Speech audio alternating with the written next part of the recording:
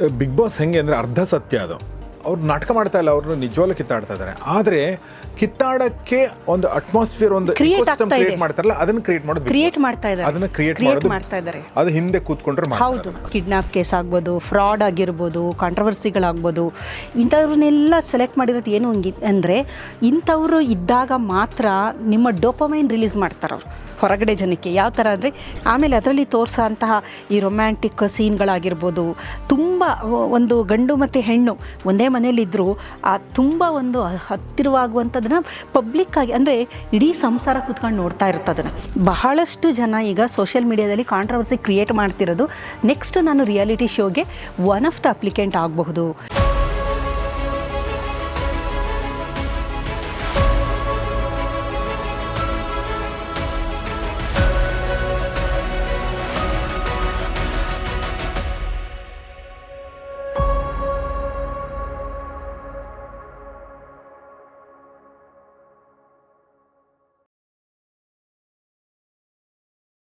ಸ್ನೇಹಿತರೆ ನಮಸ್ಕಾರ. Family doctor ಕಾರ್ಯಕ್ರಮಕ್ಕೆ ನಿಮಗೆಲ್ಲ ಸ್ವಾಗತ. ನಾನು ಗಬ್ರೀಶ್ ಅಕ್ಕಿ.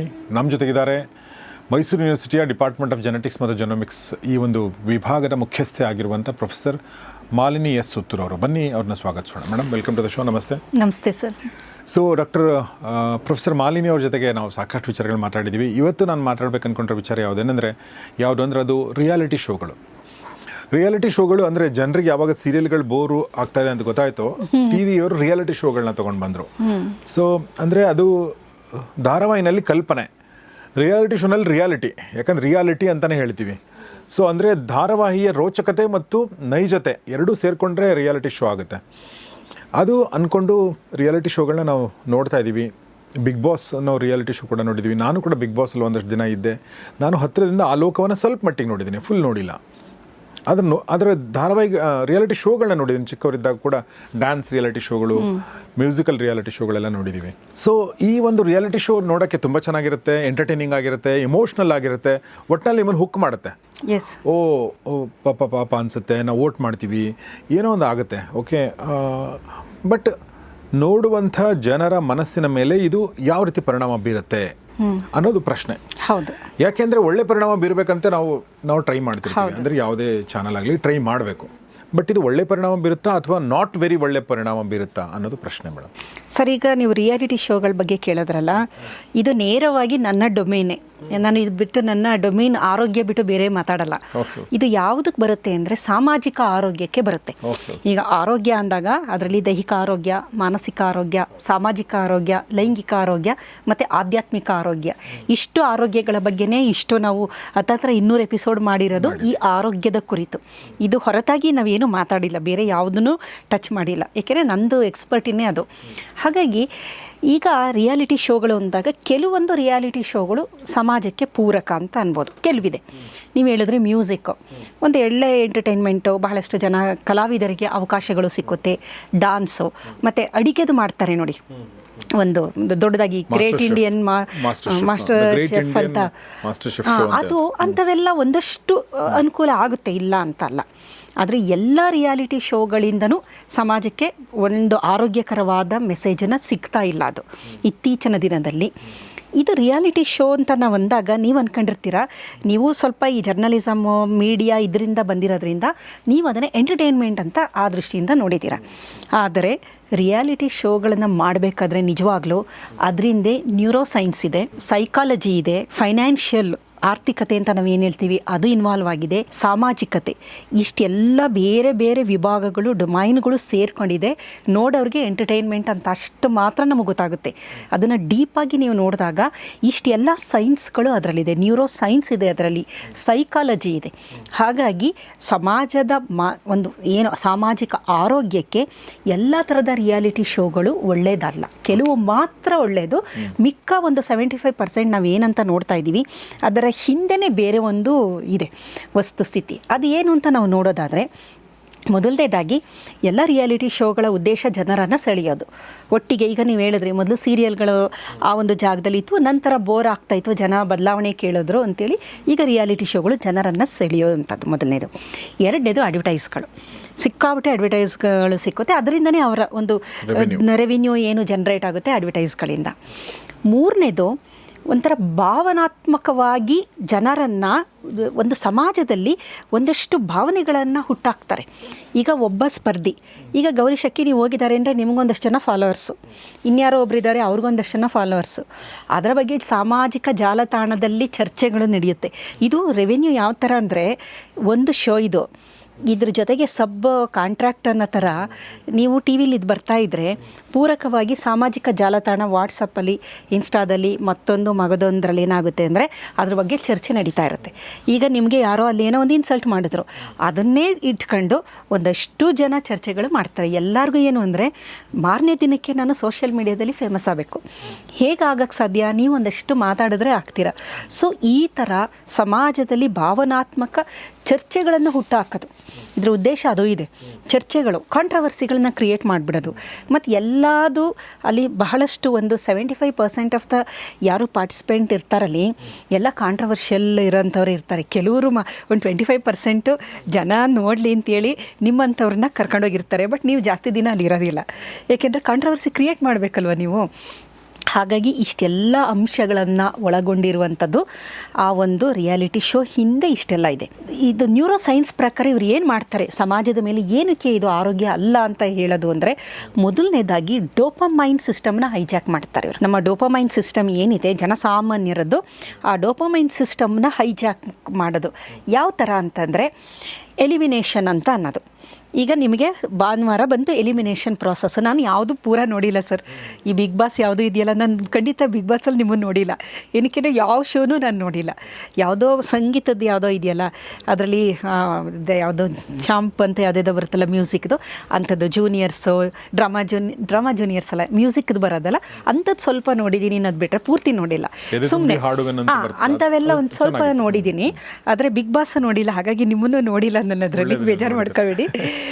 ಅದರಲ್ಲಿ ಏನಾಗುತ್ತೆ ಅಂದರೆ ನಮ್ಮ ಡೋಪಮೈನ್ ಸಿಸ್ಟಮ್ನ ಕಂಪ್ಲೀಟು ಅವರು ಒಂಥರ ಹೈಜಾಕ್ ಥರ ಮಾಡ್ತಾರೆ. ಯಾವ ಥರ ಅಂತಂದರೆ ಎಲಿಮಿನೇಷನ್ ರೌಂಡ್, ಭಾನುವಾರ ಎಲಿಮಿನೇಷನ್ನು, ಇಡೀ ಜನಸಮೂಹ ಭಾನುವಾರ ಕೂತಿರ್ತಾರೆ. ಯಾರು ಎಲಿಮಿನೇಟ್ ಆಗ್ತಾರೆ ಆ್ಯಂಟಿಸಿಪೇಟ್ ಮಾಡ್ತಾ ಇರ್ತಾರೆ. ನೀವು ಯಾರನ್ನೋ ಅಂತೀರ, ಓ ಇವ್ರು ಆಗ್ತಾರೆ ಅಂತ, ಇನ್ನೊಬ್ಬರು ಇಲ್ಲ ಮನೇಲೇ ಒಂದು ಚರ್ಚೆ, ಇಲ್ಲ ಅವ್ರು ಆಗ್ತಾರೆ. ಸೊ ಇಲ್ಲೇನಾಗುತ್ತೆ ಅಂದರೆ ಅಚ್ಚರಿಗಳು. ಅಲ್ಲಿ ನಾವು ಅಂದ್ಕೊಂಡಿರೋರು ಆಗಲ್ಲ, ಇನ್ಯಾರನ್ನೋ ಎಲಿಮಿನೇಟ್ ಮಾಡ್ತೀವಿ ಅಂತಾರೆ, ಎಲಿಮಿನೇಟ್ ಅಂತಾರೆ. ಆಮೇಲೆ ಸಡನ್ನಾಗಿ ಏನು ಮಾಡ್ತಾರೆ, ಇದನ್ನು ಮುಂದಿನ ವಾರಕ್ಕೆ ಪೋಸ್ಟ್ಪೋನ್ ಮಾಡಿದ್ದೀವಿ ಅಂತ ಅಂತಾರೆ. ಸೊ ಏನಾಯಿತು, ಡೋಪಮೈನ್ ರಿಲೀಸ್ ಆಯಿತು. ಡೋಪಮೈನು ನಿಮಗೆ ತುಂಬ ಖುಷಿ ಆಯಿತು, ಒಂಥರ ಆ್ಯಂಗ್ಸೈಟಿ. ಡೋಪಮೈನ್ ಇದೆಯಲ್ಲ ಒಂಥರ ರಿವಾರ್ಡಿಂಗ್ ಹಾರ್ಮೋನು. ಆಮೇಲೆ ಅದ್ರ ಜೊತೆಗೆ ಅಲ್ಲಿ ಒಂದಷ್ಟು ರೊಮ್ಯಾಂಟಿಕ್ ಒಂದಷ್ಟು ಪೇರ್ಗಳಿರುತ್ತೆ. ಅದೆಲ್ಲ ಎವ್ರಿಥಿಂಗ್ ಈಸ್ ಎಡಿಟೆಡ್, ನಿಮಗೂ ಗೊತ್ತಿದೆ. ಎಲ್ಲ ಜನನ್ನ ಹಿಡಿದಿಟ್ಕೊಳ್ಳೋಕ್ಕೆ ಮಾಡುವಂಥ ಡ್ರಾಮಾಗಳಿದು ಅನ್ನೋದು ಗೊತ್ತು ನಿಮಗೆ. ಸೊ ಒಂದಷ್ಟು ಒಳಗಡೆ ಇರೋರಿಗೆ ಬಹಳಷ್ಟು ಗೊತ್ತಿರಲ್ಲ. ನಮಗೆ ಒಂದು ವಾರ ಆದಮೇಲೆ ಸುದೀಪ್ ಅವ್ರು ಬಂದು ನಿಮ್ಮ ಪ್ರಕಾರ ಏನು ಚರ್ಚೆ ಆಗಿದೆ ಅಂತ ಕೇಳಿದರು. ಯಾರು ಹೀರೋಗಳಾಗಿದ್ದಾರೆ ನಿಮ್ಮ ಪ್ರಕಾರ ಅಂದರೆ ನಾವು ಒಂದಷ್ಟು ಹೇಳಿದ್ವಿ, ಇದು ಯಾರೂ ಆಗಿರಲಿಲ್ಲ, ಬೇರೆಯವರೇ ಆಗಿದ್ರು. ಯಾಕೆ ಅಂದರೆ ನಮಗೆ ಮಾತ್ರ ಕಾಣ್ತಿರುತ್ತೆ, ನಮ್ಮ ಎದುರುಗಡೆ ಒಂದಷ್ಟು ಸೀನ್ಗಳು ಕಾಣ್ತಿರ್ತವೆ. ಯಾರೋ ಹೋಗಿ ಒಂದು ಕ್ಯಾಮ್ರಾ ಎದುರುಗಡೆ ಏನೋ ಒಂದು ಡ್ರಾಮಾ ಮಾಡ್ತಿರ್ತಾರೆ, ಅಳ್ತಿರ್ತಾರೆ, ಅದು ನಮ್ಗೆ ಗೊತ್ತೇ ಇರಲ್ಲ. ಅಂದ್ರೆ ನಾನು ಕ್ಯಾಮ್ರಾ ಕಾನ್ಶಿಯಸ್ ಆಗಿರ್ಲಿಲ್ಲ, ಕ್ಯಾಮ್ರಾ ಎಲ್ಲಿದೆ ನಾನೇ ನೋಡ್ತಿರಲ್ಲ. ಬಟ್ ಕೆಲವರು ಕ್ಯಾಮ್ರಾ ನೋಡ್ಕೊಂಡು ಮಾಡ್ತಿರ್ತಾರೆ. ಸರ್, ಮನುಷ್ಯನ ಮೆದುಳು ಯಾವ ಥರ ವರ್ಕ್ ಮಾಡುತ್ತೆ ಅಂದರೆ, ನನ್ನ ಎಲ್ಲ ಅಬ್ಸರ್ವ್ ಮಾಡಿದ್ರೆ ನನ್ನ ಬಿಹೇವಿಯರ್ ಒಂಥರ ಇರುತ್ತೆ. ನನ್ನ ಯಾರು ಅಬ್ಸರ್ವ್ ಮಾಡಿಲ್ಲ ಅಂದರೆ ರಿಯಲ್ ನಂದು ಫೇಸ್ ಏನಿರುತ್ತೆ ಅದು ಬರುತ್ತೆ. ಎಲ್ಲ ಅಬ್ಸರ್ವೇಷನ್ ಇದ್ದೀನಿ ಅಂತಂದಾಗ ಅವಾಗ ಅದು ಮೈಂಡ್ ಬೇರೆ ಥರ ವರ್ಕ್ ಮಾಡಿಬಿಡುತ್ತೆ, ಅದು ಮಾಸ್ಕ್ ಮಾಡಿಬಿಡುತ್ತೆ. ನನ್ನ ರಿಯಲ್ ಕ್ವಾಲಿಟೀಸ್ ಏನಿರುತ್ತೆ ಅದು ಮಾಸ್ಕ್ ಮಾಡೋದು ಅಬ್ಸರ್ವೇಷನ್, ಕ್ಯಾಮರಾ ಅದೆಲ್ಲ ಹೇಳ್ತಾರಲ್ಲ, ಆವಾಗ ಕಟ್ ಅದೇನೇನೋ ಹೇಳ್ತಾರೆ ನೋಡಿ ಕ್ಯಾಮ್ರಾ ಮುಂದೆ, ಆವಾಗ ಅವೆಲ್ಲ ಬರುತ್ತೆ. ಇಲ್ಲ ಅಂತಂದರೆ ಒರಿಜಿನಲ್ ಏನಿರುತ್ತೆ ಅಲ್ಲಿ ನೋಡಿ ಜಗಳಗಳಾಗುತ್ತೆ, ಕಿರ್ಚಾಡ್ತಾರೆ, ಕೂಗಾಡ್ತಾರೆ. ಆಮೇಲೆ ಒಂದಷ್ಟು ಗೆಲುವು ಸೋಲು ಅನ್ನೋದು, ಒಂದು ಗೇಮಲ್ಲಿ ಒಬ್ರು ಗೆಲ್ತಾರೆ ಒಬ್ಬರು ಸೋಲ್ತಾರೆ. ಈ ಥರದ್ದೆಲ್ಲ ಮಾಡಿದಾಗ ಡೋಪಮೈನ್ ಸಿಸ್ಟಮಲ್ಲಿ ಏನಾಗುತ್ತೆ ಅಂದರೆ ನಮಗೆ ಡೋಪಮೈನ್ ರಿಲೀಸ್ ಆಗ್ತಾ ಇರುತ್ತೆ. ರಿಲೀಸ್ ಆಗ್ತಾ ನಮಗೇನಾಗುತ್ತೆ, ಅಡಿಕ್ಷನ್ ಥರ ಇದು ಸ್ಮೋಕಿಂಗ್ ಏನಿದೆ, ಆಲ್ಕೋಹಾಲ್, ಸ್ಮೋಕಿಂಗ್, ಡ್ರಗ್ಸ್, ಈ ಥರ ಏನಿದೆ ಅಡಿಕ್ಷನ್ ಅಂತ ನಾವು ನಮ್ಮ ಮೆದುಳಿನಲ್ಲಿ ಯಾವ ಭಾಗ ಹೇಳ್ತೀವಿ ಆ ಭಾಗಕ್ಕೆ ಅದಕ್ಕೋಸ್ಕರನೇ ರಿಯಾಲಿಟಿ ಶೋನ ಜನ ಅಷ್ಟೊಂದು ನೋಡೋದು ಅದೇ ಕಾರಣದಿಂದ. ಏನಾಗುತ್ತೆ, ಏನೋ ಕುತೂಹಲ, ಅಲ್ಲಿ ನಡೆಯುವ ಜಗಳಗಳು, ಗಾಸಿಪ್ಗಳು, ಅವೆಲ್ಲ ಹೆಂಗೆ ಅಂತಂದರೆ ಗಾಸಿಪಿಂದ ಡೋಪಮೈನ್ ರಿಲೀಸ್ ಆಗುತ್ತೆ. ಗಾಸಿಪ್ಗಳು ಅದಕ್ಕೆ ನೋಡಿ, ಗಾಸಿಪ್ ತುಂಬ ಖುಷಿ ಕೊಡುತ್ತೆ. ಭಾಳಷ್ಟು ಜನಕ್ಕೆ ಗಾಸಿಪ್ ಮಾಡೋದು ಖುಷಿ, ಅದು ಕೇಳೋದು ಖುಷಿ. ಮಾಡಿ ಒಂದು ಅರ್ಧ ಗಂಟೆ ಆದಮೇಲೆ ಏನೋ ಸಾಧನೆ ಮಾಡಿ ಖಂಡಿತ ಏನಕ್ಕೆ ಅಂದರೆ ರಿವಾರ್ಡಿಂಗ್, ಅದು ಬಹುಮಾನ ಥರ. ಅದು ಅವರು ಡೋಪಮೈನ್ ರಿಲೀಸ್ ಆಗುತ್ತಲ್ವಾ, ಅದು ರಿವಾರ್ಡಿಂಗ್ ಹಾರ್ಮೋನ್. ನಾನು ಹೇಳಿದೆ, ಏನೋ ಜಯಿಸ್ದಂಗೆ, ಯುದ್ಧ ಜಯಿಸಿದಷ್ಟು ಖುಷಿ ಗಾಸಿಪ್ ಆದಮೇಲೆ, ಅವ್ರ ಮೇಲೆ ಒಂದಷ್ಟು ಏನಾದ್ರು ಹೇಳಿದ್ಮೇಲೆ ಫುಲ್ ರಿಲೀಸ್, ಎಲ್ಲ ಸ್ಟ್ರೆಸ್ ರಿಲೀಸ್ ಆಗಿ ಫುಲ್ ಅವ್ರಿಗೆ ಖುಷಿ ಆಗುತ್ತೆ. ಹೆಣ್ಮಕ್ಳು ಜಾಸ್ತಿ ಗಾಸಿಪ್ ಮಾಡ್ತಾರೆ ಅಂತ ಒಂದಿದೆ. ಇದೆ, ಹೆಣ್ಮಕ್ಳು ಸ್ವಲ್ಪ ಜಾಸ್ತಿ, ಗಂಡು ಮಕ್ಳನ್ನು ಮಾಡ್ತಾರೆ ಸ್ವಲ್ಪ ಕಮ್ಮಿ. ಆದರೆ ಸ್ವಲ್ಪ ಹೆಣ್ಮಕ್ಳು ಅಂದರೆ ಅವ್ರ ಗ್ರೂಪ್ ಜಾಸ್ತಿ ಆಗುತ್ತಲ್ಲ, ಮತ್ತು ಚರ್ಚೆಗೆ ತುಂಬ ವಿಚಾರಗಳಿರುತ್ತೆ ನೋಡಿ, ನಿಮ್ಗೇನು ಇರೋದಿಲ್ಲ. ಹೆಣ್ಮಕ್ಳಿಗೆ ಅವರು ಎಲ್ಲ ಥರದ್ರ ಮೇಲೆ ಕಾಸ್ಟ್ಯೂಮ್ ಬಗ್ಗೆ, ಜ್ಯುವೆಲ್ಲರಿ ಬಗ್ಗೆ, ಅಡಿಗೆ ಬಗ್ಗೆ ವೈವಿಧ್ಯವಾಗಿ ಟಾಪಿಕ್ ಸಿಗುತ್ತೆ. ನಿಮಗೆ ಬರೀ ಪಾಲಿಟಿಕ್ಸ್ ಬಿಟ್ಟರೆ ನಿಮ್ಗೆ ಯಾವ ಟಾಪಿಕ್ಕು ಸಿಕ್ಕೋದಿಲ್ಲ. Cricket, sports. ಹಾಗಾಗಿ ಆ ಡೋಪಾಮೈನ್ ಸಿಸ್ಟಮ್ ಇದು ಮಾಡ್ತಾರೆ. ಸೆಕೆಂಡ್ ಒನ್ ಏನು ಅಂತಂದರೆ ಎಮೋಷನಲ್ ಕಂಟ್ಯಾಜಿಯಸ್ ಅಂತ ಒಂದು ಟರ್ಮಿನಾಲಜಿ ನಾನು ಯೂಸ್ ಮಾಡ್ತಿದ್ದೀನಿ. ಎಮೋಷನಲ್ ಆಗಿ ಅಲ್ಲಿರೋ ಪಾತ್ರಗಳಿಗೆ ನೀವು ಹೊರಗಡೆ ಇರೋರು ಅಟ್ಯಾಚ್ ಆಗ್ತೀರ. ಈಗ ನೋಡಿ, ಒಂದಷ್ಟು ಜನ ಬಿಗ್ ಬಾಸಲ್ಲಿ ಇದ್ದರು. ಅಲ್ಲಿ ನಾವು ಹಾಗೆ ನೋಡೋದಾದರೆ ಒಬ್ಬರು ಲೇಡಿ, ಅವ್ರು ಅಶ್ವಿನಿ ಗೌಡ ಅಂತ ಯಾರೋ ಒಬ್ರು ಇದ್ರಲ್ಲ, ಅವರು ಸ್ವಲ್ಪ ಡಾಮಿನೇಟಿಂಗ್ ಅನ್ನತ್ತಾ ಎಲ್ಲ ಹೊರಗಡೆ ಜಗತ್ತಿಗೆ ಒಂದು ಇದಾಗ್ತಿತ್ತು. ಮತ್ತು ಯಾವುದೋ ಒಂದು ಹುಡುಗಿ ಇದ್ಲ, ಅವಳ ಹೆಸರು ಗೊತ್ತಿಲ್ಲ ನನಗೆ, ನಾನು ಜಾಸ್ತಿ ನೋಡಿಲ್ಲ, ಸುಮ್ಮನೆ ಒಂದು ಹಾಗೆ ನೋಡಿದಾಗ ಕಿತ್ತಾಡೋದೆಲ್ಲ ಒಂದು ಯಾವುದೇ ಅದರಲ್ಲೂ ಒಂದು ಸಲ ಬರುತ್ತಲ್ಲ, ಆವಾಗ ಹೊರಗಡೆ ಒಂದಷ್ಟು ಅಭಿಮಾನಿಗಳು ಆ ಹುಡುಗಿಗೆ ಅಯ್ಯೋ ಪಾಪ ಸಣ್ಣ ಹುಡುಗಿ ಇದು ಅಂತೇಳಿ, ಆ ಹುಡುಗಿಯಲ್ಲಿ ಏನು ಮಾಡಿದೆ ಯಾರಿಗೂ ಗೊತ್ತು. ಆ್ಯಕ್ಚುಲಾಗಿ ಅಲ್ಲಿ ಏನು ನಡೆದಿದೆ, ಟಿಪ್ ಆಫ್ ದ ಐಸ್ಬರ್ಗ್ ನೀವು ನೋಡ್ತಿರೋದು ಮೇಲಿಂದ, ಒಳಗಡೆ ಒಂದು ದೊಡ್ಡ ಬೆಟ್ಟ ಇದೆ. ಅವಳು ಏನು ಕಿತಾಪತಿ ಮಾಡಿದ್ಲೋ, ಅವ್ರು ಏನಕ್ಕೆ ಬೈದ್ರು, ಇದೇನು ಗೊತ್ತಿಲ್ಲ. ಇವಳಿಗೆ ಒಂದಷ್ಟು ಫಾಲೋವರ್ಸು, ಆ ಲೇಡಿಗೆ ಒಂದಷ್ಟು ಫಾಲೋವರ್ಸು, ಯಾವುದೋ ಹಳ್ಳಿಯಿಂದ ಬಂದಿರೋ ಹುಡುಗನಿಗೆ ಅವನಿಗೊಂದಷ್ಟು ಎಮೋಷನಲ್ ಆಗಿ ಅವ್ನು ಯಾರೂ ಗೊತ್ತಿಲ್ಲ, ಕನೆಕ್ಟ್ ಆಗಿಬಿಡ್ತೀರ ನೀವು. ಅವನನ್ನು ಗೆಲ್ಲಿಸಲೇಬೇಕು ನೀವು. ಅವ್ನ ಪೋಸ್ಟರ್ಸ್ಗಳು ಹಾಕೋದು, ಆ ಲೇಡಿ ಪೋಸ್ಟರ್ಸ್ ಹಾಕೋದು. ಈಗ ಹೇಗೆ ಅಂತಂದರೆ ಅವ್ರು ಯಾರು ಎತ್ತು ನಮಗೆ ಗೊತ್ತಿಲ್ಲ, ಬಟ್ ಎಮೋಷನಲ್, ಇದು ಕೋವಿಡ್ ಥರ ಇದು ಎಲ್ಲ ಇನ್ಫೆಕ್ಷನ್ ಯಾವ ಥರ ಆಗುತ್ತೆ, ಎಮೋಷನಲಿ ಇನ್ಫೆಕ್ಟೆಡ್, ನಮಗೆ ಗೊತ್ತಿಲ್ಲದಂತೆ ಅವ್ರ ಬಗ್ಗೆ ಸಾಫ್ಟ್ ಕಾರ್ನರು. ಇದೆಲ್ಲ ಸಮಾಜದಲ್ಲಿ ಈ ರಿಯಾಲಿಟಿ ಶೋಗಳು ಹುಟ್ಟು ಹಾಕುವಂತಹ ಮತ್ತೊಂದು ಬಹಳ ಮುಖ್ಯವಾದ ಸಂಗತಿ ಅಂತ ಅನ್ಬೋದು. ಇನ್ನೊಂದು ಬಹಳ ಮುಖ್ಯವಾದದ್ದು, ಅಲ್ಲಿ ನೋಡಿದವ್ರನ್ನ ನೋಡ್ಕೊಂಡು ಜಲಸ್ ಆಗ್ಬೋದು, ಅಸಹನೆ ಆಗ್ಬೋದು, ಇಂಟಾಲರೆನ್ಸು, ಈ ಥರದ್ದು ಸಮಾಜದಲ್ಲಿ ಕ್ರಿಯೇಟ್ ಆಗುತ್ತೆ. ಈಗ ಉದಾಹರಣೆಗೆ ಹೇಳಬೇಕು ಅಂತಂದರೆ, ಯಾರೋ ಒಬ್ಬಳು ಅಲ್ಲಿ ಒಂದು ಅಭ್ಯರ್ಥಿ ಇದ್ದಾಳಲ್ಲ, ಅವಳು ಹೇಳ್ತಾಳೆ, ನಾನು ಎಲ್ಲೋ ಒಂದು ಟ್ರಿಪ್ಗೆ ಹೋಗಿದ್ದೆ, ಒಂದು ತಿಂಗಳಿಗೆ 200 ಜೊತೆ ಬಟ್ಟೆ ತಗೊಂಡೋಗಿದ್ದೆ ಅಂತ ಹೇಳ್ತಾಳೆ. ಅಂದರೆ ಆವಾಗ ಜನಸಾಮಾನ್ಯರು ಏನು ಅನ್ಕೊಂತಾರೆ ಅಂದರೆ, ಅಷ್ಟೊಂದು ಅವಳು ಅರ್ನ್ ಮಾಡಿದಾಳ, ಬಿಗ್ ಬಾಸ್ಗೆ ಹೋಗಿ ಎಷ್ಟು ಅರ್ನ್ ಮಾಡಿದಾಳ ಅನ್ನೋದು ಎಲ್ಲೋ ಒಂದು ಕಡೆ ಅಸಹನೆ ಬರುತ್ತೆ. ಇದು ಸಮಾಜದಲ್ಲಿ ಒಂಥರ ಟಾಕ್ಸಿಕ್, ಇದನ್ನು ಬಿಟ್ಟ ಹಾಗೆ ನಾವು ಅದು ಆ್ಯಕ್ಚುಲಾಗಿ ಅದು ಏನೂ ಅಲ್ಲ ಅದು. ಆದರೆ ಅದು ಯಾವ ಥರ ಬಿಂಬಿಸ್ತಾರೆ ಅಂತಂದರೆ, ಅವ್ರು ಏನೋ ಸಾಧನೆ ಮಾಡಲು ಹೋಗಿದ್ದಾರೆ, ಸಾಧನೆ ಮಾಡಿ ಈಚೆ ಬಂದಿದ್ದಾರೆ ಅಂದಾಗ ಜನಸಾಮಾನ್ಯರಿಗೆ ಅದೇನೋ ಒಂಥರ ಅಟ್ರ್ಯಾಕ್ಷನ್ ಅಂತೀವಲ್ಲ, ಸಿನಿಮಾ ಜಗತ್ತು ಯಾವ ರೀತಿ ಒಂಥರ ತುಂಬ ಏನೋ ಒಂದು ಅಟ್ರ್ಯಾಕ್ಷನ್ ಅಂತ ಕೊಡುತ್ತಲ್ಲ, ಆ ಥರದ್ದು. ಈ ಥರ ನಮ್ಮ ನರಕೋಶಗಳು ಅಂದರೆ ನಮ್ಮ ಮೆದುಳಿನ ಬೇರೆ ಬೇರೆ ಭಾಗಗಳನ್ನು ಈ ರೀತಿ ಅದು ಹೈಜಾಕ್ ಮಾಡ್ತಾ ಬರುತ್ತೆ.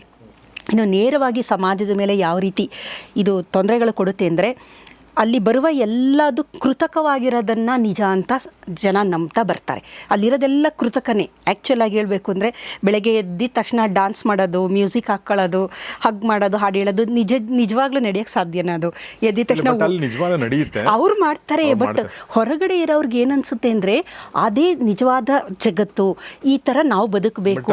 ಬೆಳಗ್ಗೆ ಎದ್ದ ತಕ್ಷಣ ಡ್ಯಾನ್ಸ್ ಮಾಡೋದು ಎಷ್ಟು ಇರಿಟೇಟಿಂಗ್ ಅಂದರೆ ನನಗೆ ಪರ್ಸ್ನಲಿ. ಬಟ್ ಏನಂದ್ರೆ ಮೇಡಮ್, ಏನಂದರೆ ನಾನು ಮುಂಚೆನೂ ಹೇಳಿದ್ದೀನಿ, ಅಂದರೆ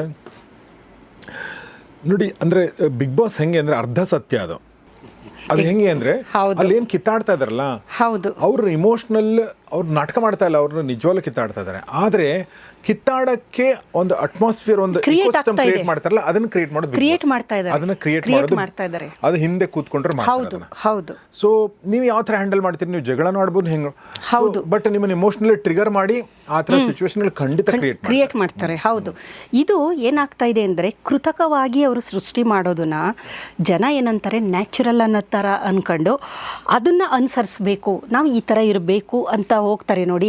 ಅದು ಒಂದು ಸಮಾಜದ ಮೇಲೆ ಆಗ್ತಿರುವ ಮೇಜರ್ ಡ್ಯಾಮೇಜು. ಇದ್ರ ಜೊತೆಗೆ ಅಲ್ಲಿ ನಡೆಯುವ ಕೂಗಾಟ, ಕಿರುಚಾಟಗಳು, ಜಗಳಗಳು, ಅವ್ರು ಯಾವ ಥರ ಮಾಡ್ತಾ ಇರ್ತಾರೆ ಅಂದರೆ, ಇದನ್ನು ಮಿರರ್ ನ್ಯೂರಾನ್ಸ್ ಅಂತ ಕರಿತೀವಿ. ಈಗ ಅದನ್ನು ನಾನು ಅಬ್ಸರ್ವ್ ಮಾಡ್ತಾ ಇದ್ದರೆ, ಅದನ್ನು ನಾನು ನ್ಯಾಚುರಲ್ ಅಂತ ಗ್ರ್ಯಾಜುವಲ್ ಆಗಿ ಆಕ್ಸೆಪ್ಟ್ ಮಾಡ್ಕೊತ ಬರ್ತೀನಿ.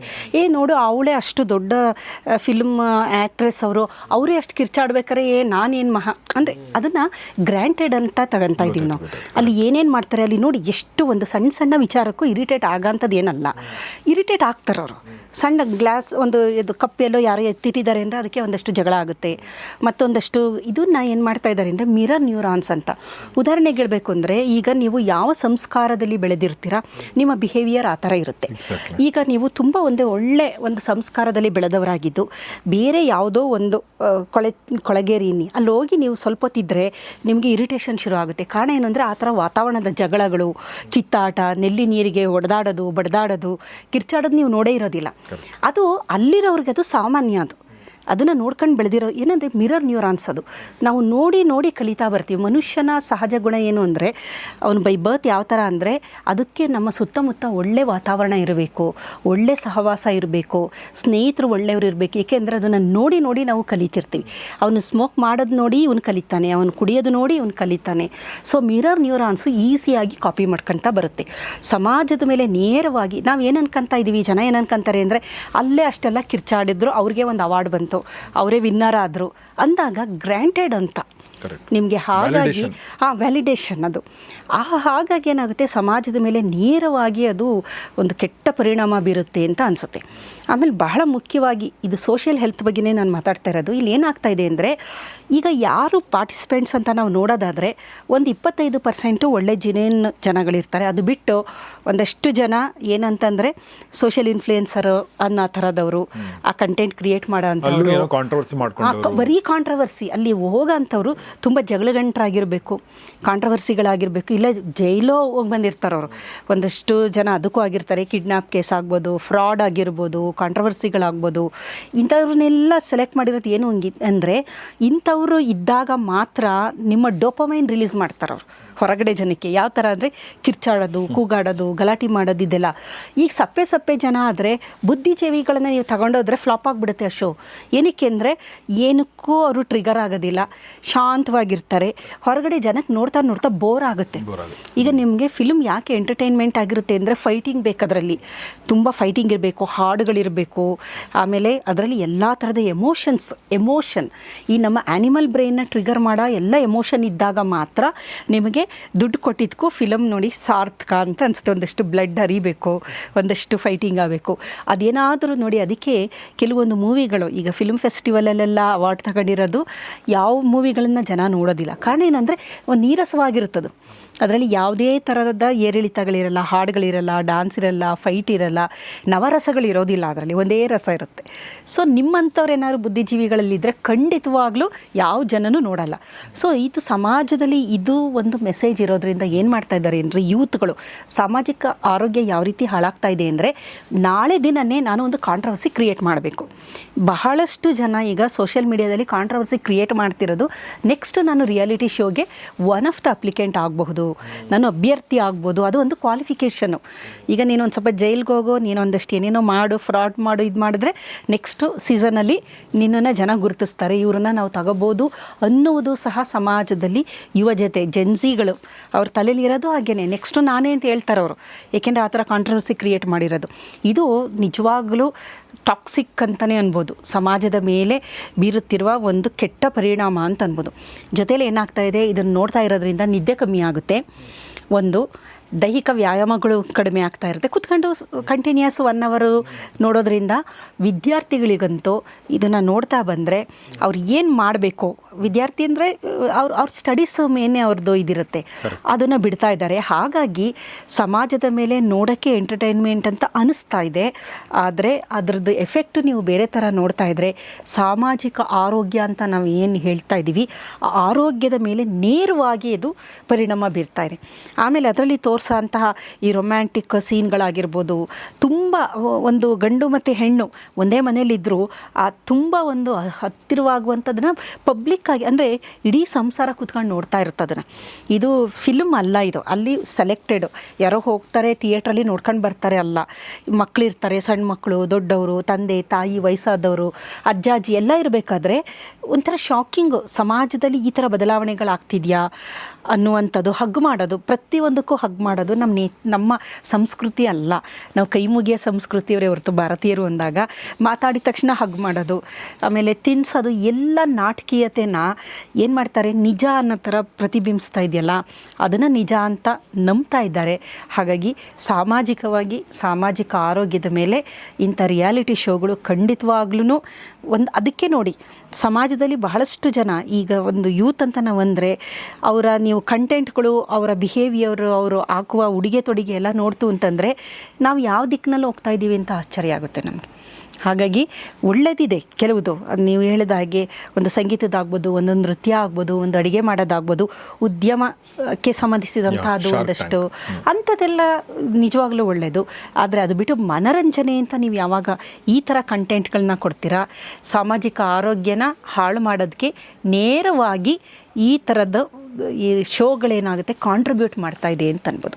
ಎಸ್, ನಮ್ಮ ಹಾಳಾಗಿರೋ ಸೋಷಿಯಲ್ ಫ್ಯಾಬ್ರಿಕ್ ಇನ್ನಷ್ಟು ಹಾಳಾಗಬೇಕಂದ್ರೆ ಈ ಥರ ರಿಯಾಲಿಟಿ ಶೋಗಳು ಇನ್ನಷ್ಟು ಕಾಂಟ್ರಿಬ್ಯೂಷನ್ ಕೊಡ್ತಾರೆ. ಈ ನೋಡಿ ಈ ರಿಯಾಲಿಟಿ ಶೋಗಳಲ್ಲಿ ಏನಕ್ಕೆ ಸಾಧಕರನ್ನ ಯಾಕೆ ತಗೊಳ್ಳಲ್ಲ ಅವರು? ರಿಯಾಲಿಟಿ ಶೋಗಳಲ್ಲಿ ಸಾಧನೆ ಮಾಡಿರೋಂಥವ್ರು ವಿಜ್ಞಾನಿಗಳಾಗಿರ್ಬೋದು, ಡಾಕ್ಟರ್ಸ್ ಆಗಿರ್ಬೋದು, ಇಂಜಿನಿಯರ್ಗಳಾಗಿರ್ಬೋದು, ಸಾಹಿತಿಗಳಾಗಿರ್ಬೋದು, ಪಾಡ್ಕಾಸ್ಟ್ ಆಗುತ್ತೆ ಅವಾಗ ಅಷ್ಟೇ ಅಲ್ವಾ, ಪಾಡ್ಕಾಸ್ಟ್ ಆಗುತ್ತೆ. ಎನ್ವೈರ್ನಮೆಂಟ್ ಮೇಲೆ ಬೇಕಾದಷ್ಟು ಸಾಧನೆ ಮಾಡಿರೋರು ಇದ್ದಾರೆ. ಒಂದು ಪರಿಸರದ ಬಗ್ಗೆ ಕಾಳಜಿ ಇರುವಂತಹವರು, ಪ್ರಾಣಿಗಳ ಬಗ್ಗೆ ಕಾಳಜಿ ಅಂಥವ್ರು ಯಾರೂ ಇರೋದಿಲ್ಲ. ಇಲ್ಲಿರೋಂಥವರೆಲ್ಲ ಏನಂದರೆ ಕಾಂಟ್ರವರ್ಷಿಯಲ್, ಅನ್ಎಥಿಕಲ್ ಅಂತಲೇ ಅನ್ಬೋದು. ಬಹಳಷ್ಟು ಮಂದಿ, ಬಹುತೇಕ ಒಂದು 10% ಸುಮ್ಮನೆ ಹೆಸರಿಗೆ ಒಂದಷ್ಟು ಜನನ ಹಾಕಿರ್ತಾರೆ. ಅವರು ಬಹಳ ಬೇಗ ಎಲಿಮಿನೇಟ್ ಆಗಿಬಿಟ್ಟು ಹೊರಗಡೆ ಬರ್ತಾರೆ. ಸೊ ಹಾಗೆ ನಾವು ರಿಯಾಲಿಟಿ ಶೋಗಳಿಂದ ಸಮಾಜದ ಮೇಲೆ ಆಗುವ ಪರಿಣಾಮಗಳ ಬಗ್ಗೆ ಮಾತಾಡ್ತಾ ಇದ್ವಿ. ಸೊ ಸದ್ಯಕ್ಕೆ ರಿಯಾಲಿಟಿ ಶೋಗಳು ನಮ್ಮ ಜೀವನದ ಒಂದು ಭಾಗ ಆಗಿದೆ. ಜನ ಅದನ್ನು ನೋಡ್ತಾ ಇದ್ದಾರೆ ಮತ್ತು ರೆವಿನ್ಯೂ ಕೂಡ ಅದಕ್ಕೆ ಟಿ ವಿಗಳು ಬರ್ತಾ ಇದೆ. ಆದರೆ ಟಿ ವಿನಲ್ಲಿ ಕೆಲಸ ಮಾಡೋರು, ಎಂಟರ್ಟೈನ್ಮೆಂಟ್ ಚಾನಲ್ ಕೆಲಸ ಮಾಡೋರು ಒಂದು ಸಾಮಾಜಿಕ ಬದ್ಧತೆ, ಒಂದು ಸಾಮಾಜಿಕ ಹೊಣೆಗಾರಿಕೆಯನ್ನು ಇಟ್ಕೊಂಡು, ಅಂದರೆ ಇದನ್ನು ನಾವು ತೆಗೆದುಬಿಡಿ ಅಂತ ಅನ್ನೋಕ್ಕಾಗಲ್ಲ, ಆ ಒಂದು ಹೊಣೆಗಾರಿಕೆ ಇಟ್ಕೊಂಡು ಒಂದು ಸ್ವಲ್ಪ ಡಿಸೈನ್ ಮಾಡಿದರೆ ಪ್ರಾಯಶಃ ಇದರಿಂದ ಆಗುವ ಕೆಟ್ಟ ಪರಿಣಾಮಗಳು ಕಡಿಮೆ ಆಗಿ ಒಳ್ಳೆಯ ಪರಿಣಾಮಗಳು ಜಾಸ್ತಿ ಆಗ್ಬೋದು ಅಂತ ಹೇಳ್ತಾ ಈ ಆಶಾವಾದದೊಂದಿಗೆ ನಾನು ಈ ಕಾರ್ಯಕ್ರಮ ಮುಗಿಸ್ತಾ ಇದ್ದೀನಿ. ಇದನ್ನು ಹೇಳಿದಂಥ ಪ್ರೊಫೆಸರ್ ಮಾಲಿನಿ ಅವರಿಗೆ ನಿಮ್ಮೆಲ್ಲರ ಪರವಾಗಿ ಧನ್ಯವಾದಗಳು. Madam, thank you very much. ನಮ್ಮ ಜೊತೆ ಇಷ್ಟೊತ್ತು ಮಾತಾಡಿದ್ರಿ. ಈ ಕುರಿತಾಗಿ, ಈ ರಿಯಾಲಿಟಿ ಶೋಗಳ ಕುರಿತಾಗಿ ನಿಮ್ಮ ಅನಿಸಿಕೆಗಳನ್ನ ದಯವಿಟ್ಟು ತಿಳಿಸಿ. ನಿಮಗೆ ತುಂಬ ಇಷ್ಟ ಆಗಿರುವಂಥ ರಿಯಾಲಿಟಿ ಶೋ ಯಾವುದು ಮತ್ತು ನಿಮಗೆ ತುಂಬ ಇಷ್ಟ ಆಗದಿರುವಂಥ ರಿಯಾಲಿಟಿ ಶೋ ಯಾವುದು ಮತ್ತು ರಿಯಾಲಿಟಿ ಶೋನಲ್ಲಿ ಪಾರ್ಟಿಸಿಪೆಂಟ್ ಆಗಿರುವಂಥವ್ರಲ್ಲಿ ಯಾರಾದರೂ ನಿಮಗೆ ತುಂಬ ಇಷ್ಟ ಆಗಿದ್ದು, ಇನ್ಸ್ಪಿರೇಷನ್ ನಿಮಗೆ ಪಾಸಿಟಿವ್ ಆಗಿ ಏನಾದರೂ ನಿಮ್ಮ ಲೈಫಿಗೆ ಒಳ್ಳೇದು ಮಾಡಿದರೆ, ಇವರಿಂದ ಇದನ್ನು ಕಲಿತೆ ಅಂತ ಇದ್ದರೆ ಅದನ್ನು ತಿಳಿಸಿ, ಅಥವಾ ಇದು ಬೇಡಾಗಿತ್ತು ನನಗೆ ಇದನ್ನು ಇವರಿಂದ ಕಲಿತೆ ಅಂತ ಅನ್ನೋ ಉದಾಹರಣೆ ಇದ್ದರೆ ಅದನ್ನು ಕೂಡ ತಿಳಿಸಿ. ನೋಡ್ತಾರೆ ಗೌರಿ ಶಕ್ತಿ ಸ್ಟುಡಿಯೋ, ನೋಡ್ತಾರೆ ಫ್ಯಾಮಿಲಿ ಡಾಕ್ಟರ್ ಕಾರ್ಯಕ್ರಮ. ನಮಸ್ಕಾರ.